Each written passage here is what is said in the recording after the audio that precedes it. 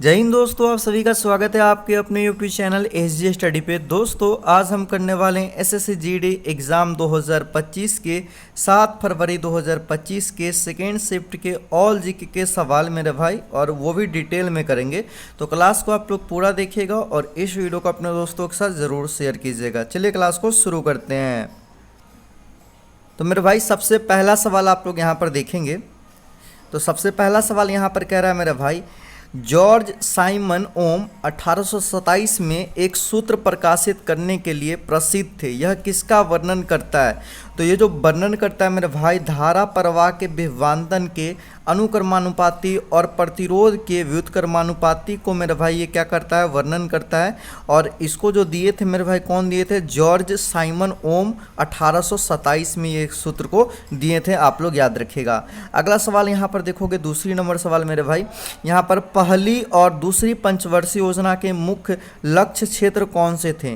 तो पहली और दूसरी पंचवर्षीय योजना का मुख्य क्षेत्र जो था मेरे भाई, कृषि और उद्योग क्षेत्र था। देखो मेरे भाई, यहाँ से रिलेट आप लोग कीजिएगा। पहली पंचवर्षीय योजना जो हुआ था मेरे भाई 1951 से लेकर और 56 के बीच में हुआ था, ठीक है।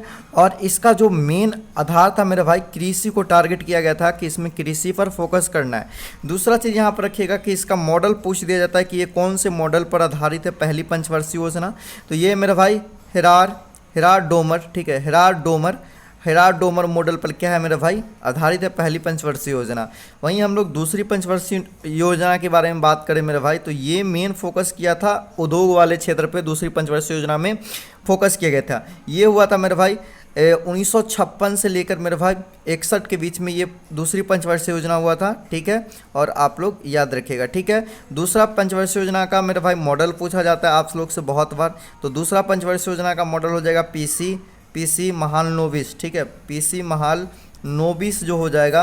इसी मॉडल पर मेरे भाई क्या था मेरे भाई, दूसरी पंचवर्षीय योजना आधारित थी, आप लोग याद रखिएगा। पिछले कक्षा में आप लोग को मैंने जो सेट चला था उसमें हर दिन पंचवर्षीय योजना से रिलेटेड क्वेश्चन करवाते हैं, और पिछले बार मैंने पूरा पंचवर्षीय योजना आप लोगों को करवाया था।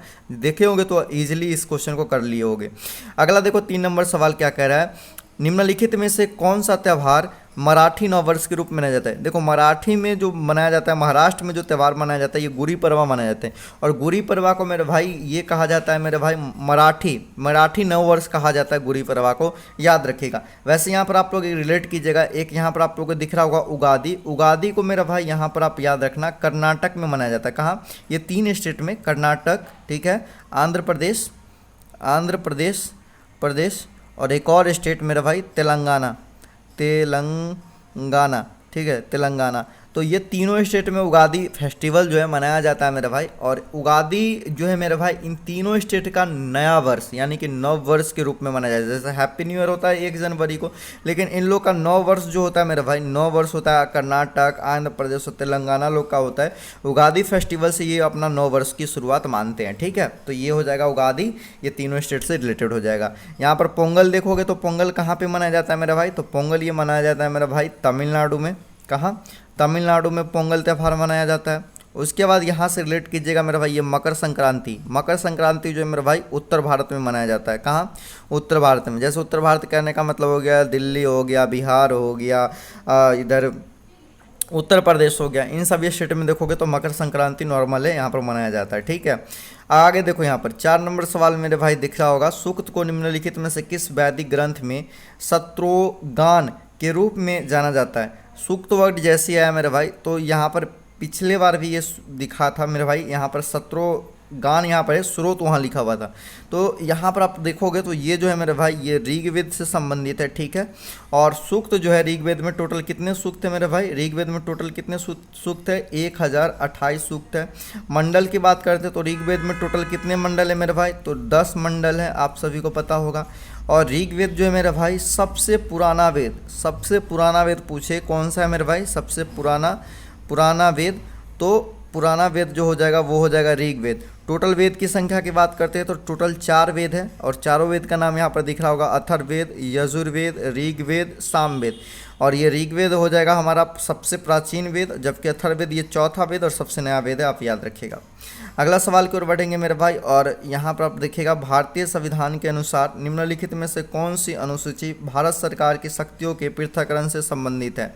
अब देखो मेरे भाई, इसका राइट आंसर हो जाएगा 7वीं अनुसूची में वर्णन किया गया मेरे भाई कि जो मेरा भाई है सरकार की जो शक्ति का पृथक्करण है ना, इससे संबंधित। ठीक है, अब देखो यहाँ से क्वेश्चन बहुत बनते हैं आपके एग्जाम में, और मैं नहीं चाहता हूँ कि एक भी क्वेश्चन आप लोगों को छूटे, तो यहाँ पर मैं आपको रिलेट करवा रहा हूँ, उस चीज़ को आप ध्यान दीजिएगा। सबसे पहले देखो मेरे भाई, आपको पता होना चाहिए कि कुल कितने अनुसूची होते हैं। तो यहाँ पर आप लोगों को पहले तो मैं बता दे रहा हूँ मेरे भाई, पहले सबसे पहले ध्यान दीजिएगा, मूल संविधान 2 होते हैं। एक तो मूल संविधान होते हैं जिसको ओरिजिनल संविधान बोलते हैं, ओरिजिनल संविधान बोलते हैं, ठीक है। और दूसरा यहाँ पर याद रखिएगा, एक अभी वर्तमान में जो संविधान यानी कि संशोधन करने के बाद वर्तमान में अभी संविधान में क्या क्या हो रहा है उसको बोलते हैं, ठीक है।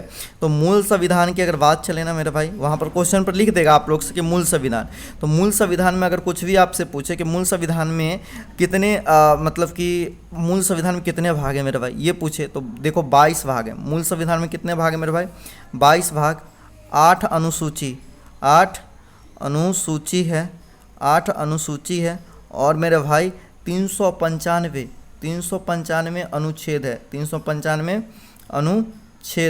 अनुच्छेद है, ठीक है, 395। तो ये हो गया मेरे भाई मूल संविधान में। अगर आपसे पूछे मूल संविधान में कितने भाग, 22 भाग, कितने अनुसूची, 8 अनुसूची, कितने अनुच्छेद, 395 अनुच्छेद। अगर वर्तमान की बात करते तो वर्तमान में मेरे भाई 25 भाग हो गए। कितने भाग हो गए हैं, 25 भाग हो गए। 12 अनुसूची, कितने अनुसूची हो गए मेरे भाई, 12 अनुसूची हो गए वर्तमान में। और आर्टिकल की बात करते तो 448 आर्टिकल यानी कि 448 अनुच्छेद अभी वर्तमान में बताए गए हैं, ठीक है। तो ये मेरे भाई आप जो देख रहे हो मेरे भाई, ये मूल संविधान और वर्तमान संविधान का है, आप कंफ्यूज मत होइएगा, याद कर लीजिएगा।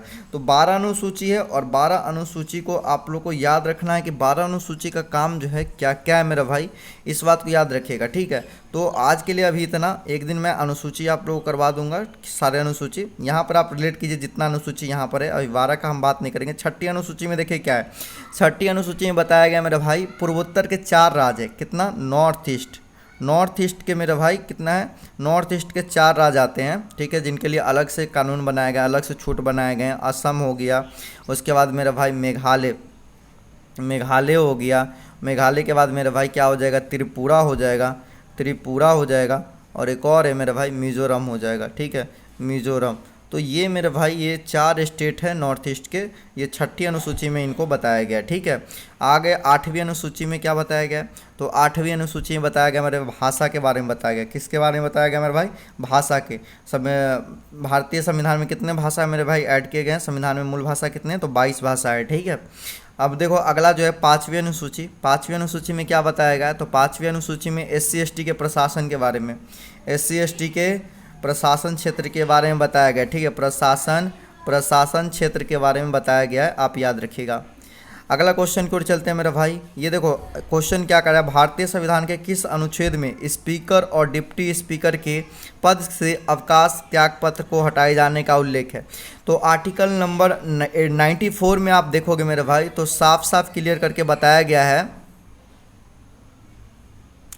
तो बताया गया मेरे भाई आर्टिकल 94 में कि उनको क्या है, मतलब कि डिप्टी स्पीकर और स्पीकर के पद से क्या हो सकते हैं, अवकाश और त्यागपत्र और हटाए जाने का उल्लेख किया गया।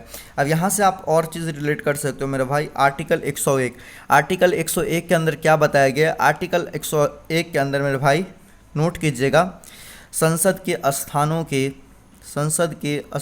के रिक्त होने से संबंधित ये किस में बताया गया मेरे भाई, आर्टिकल 101 में बताया गया संसद के स्थानों के रिक्त होने से संबंधित। संसद में जो भी स्थान होते हैं उससे जो भी रिक्त होंगे उनसे संबंधित होता है आर्टिकल 101, ठीक है। उसके बाद यहाँ पर आर्टिकल 84 दिख रहा होगा, आर्टिकल 84 में क्या बताया गया मेरे भाई, आर्टिकल 84 में बताया संसद के सदस्यों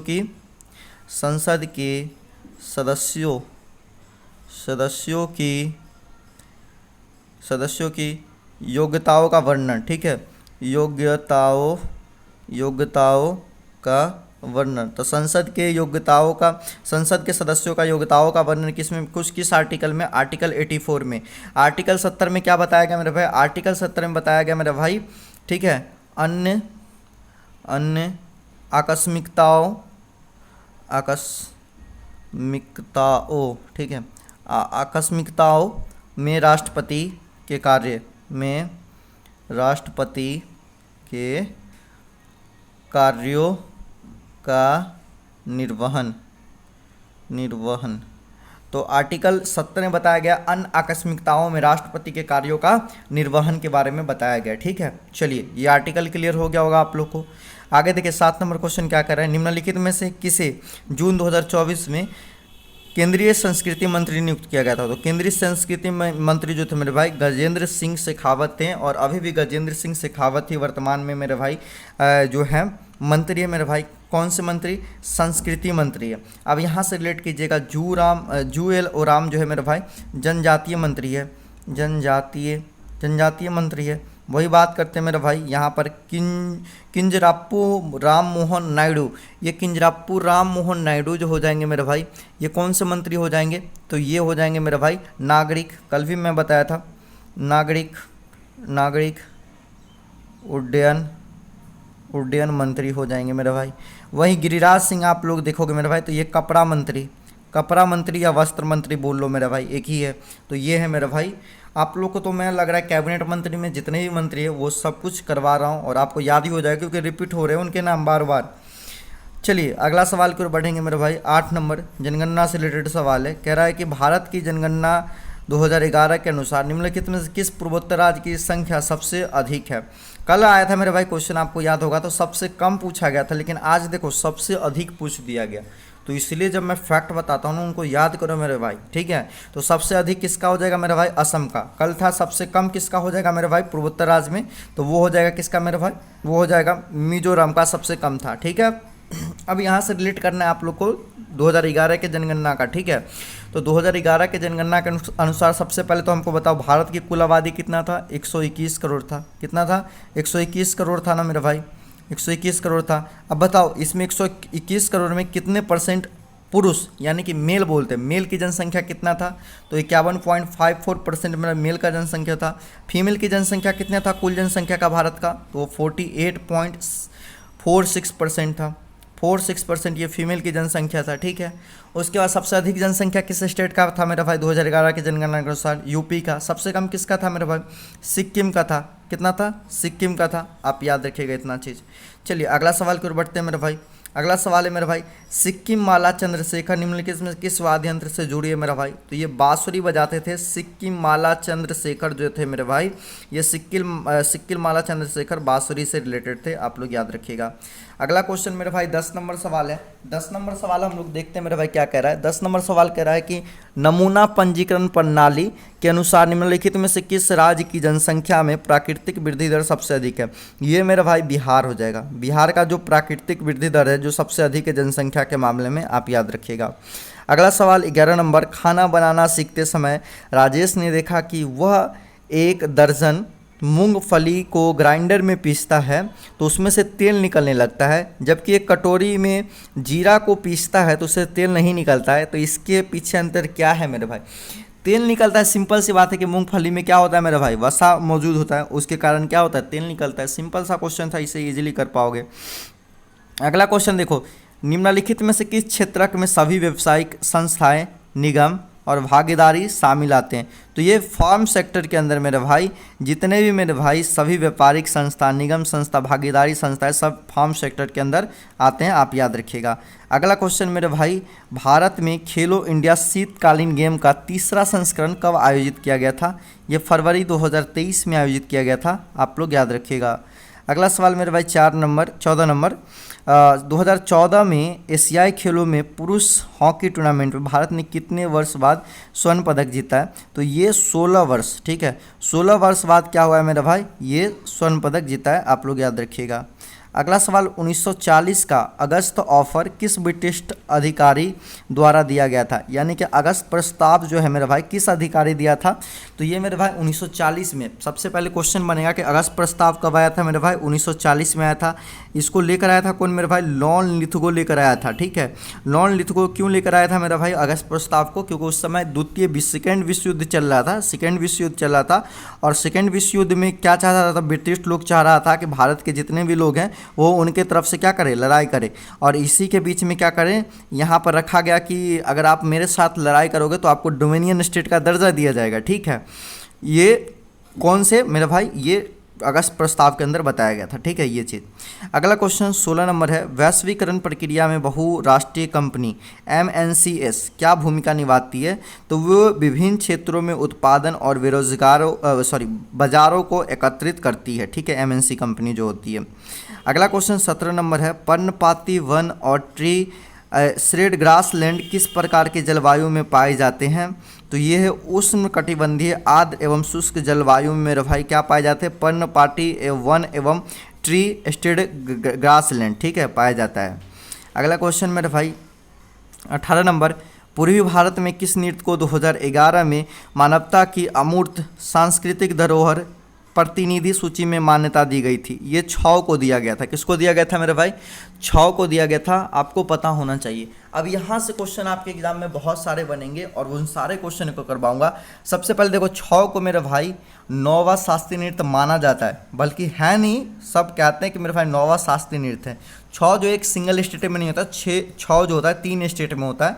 एक आप लोग का झारखंड में सरायकेला में होता है, दूसरा मेरे भाई वेस्ट बंगाल पुरुलिया में होता है, पुरुलिया का छौ, और तीसरा जो होता है मयूरभंज मेरे भाई उड़ीसा का छौ होता है। ठीक है, तो ये 3 जगह पे ये छौ किया जाता है। छौ को मेरे भाई 2010 में क्या कर दिया गया मेरे भाई, यूनेस्को द्वारा अमूर्त सांस्कृतिक धरोहर में शामिल कर दिया गया।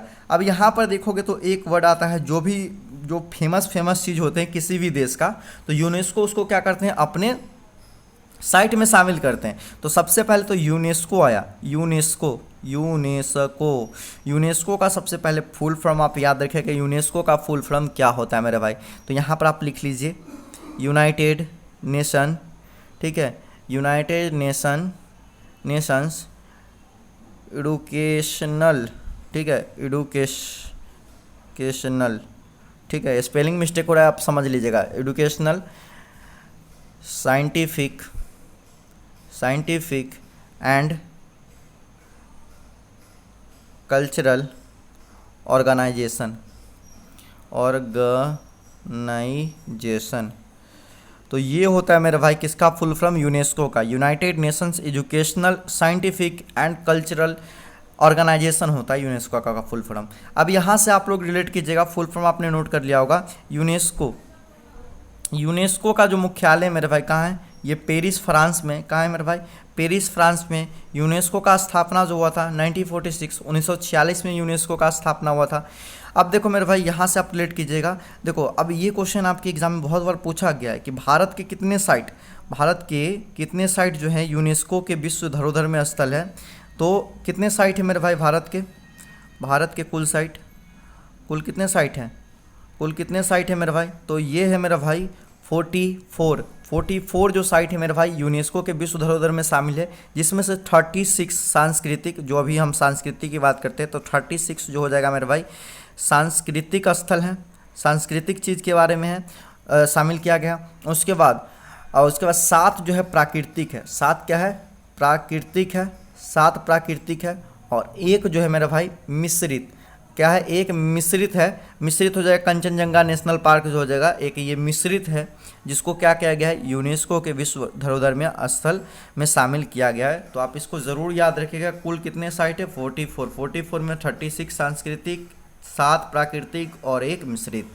चलिए अगला सवाल की ओर चलते हैं मेरे भाई। 19 नंबर देखो, पद्मश्री सम्मानित मोहिनी अट्टम की कलाकार, ठीक है, कलामंडलम क्षेमावती पवित्रम का संबंध भारत के निम्नलिखित में से किस राज्य से। देखो केरल में ही क्या होता है मेरे भाई, मोहिनी अट्टम डांस होता है। और एक और शास्त्रीय नृत्य होता है मेरा भाई, कौन सा शास्त्रीय नृत्य होता है, केरल में कथकली होता है, आप लोग को पता होना चाहिए। उसके बाद यहाँ पर आप लोग देख सकते हो मेरे भाई, तमिलनाडु में कौन सा होता है, भरतनाट्यम होता है, आपको पता होना चाहिए। अगला क्वेश्चन देखेंगे 20 नंबर, पीएम सूर्य घर मुफ्त बिजली योजना में कौन सा लाभ शामिल नहीं है? तो ये मेरा भाई निजी क्षेत्र के लिए बिजली की कीमतों में कमी जो है ये शामिल नहीं है, बाकी जितने भी चीज़ है वो शामिल था मेरे भाई पीएम घर सूर्य जो मुफ्त बिजली योजना है उसमें। तो टोटल 20 क्वेश्चन थे। क्लास कैसा लगा कमेंट सेक्शन में कमेंट करके ज़रूर बताइएगा। इस वीडियो को अधिक से अधिक लोगों तक शेयर कीजिएगा और कंटिन्यू आप लोग को जितने भी शिफ्ट में हुए हैं एग्ज़ाम SSGD के, उस सारे मैं शिफ्ट में आपको करवाऊंगा। बस पेशेंस के साथ हमारे साथ बने रहेगा, बहुत ज़्यादा बेनिफिट होगा एग्जाम में। मैं 100% कह रहा हूँ, जितना मैं करवा रहा हूँ उतना आप लोग करके जाना, ठीक है। इस वीडियो को ज़्यादा से ज़्यादा अपने दोस्तों के साथ शेयर करना। बाकी मिलते हैं दोस्तों कॉर्निंग वीडियो में, तब तक ले जय हिंद, वंदे मातरम।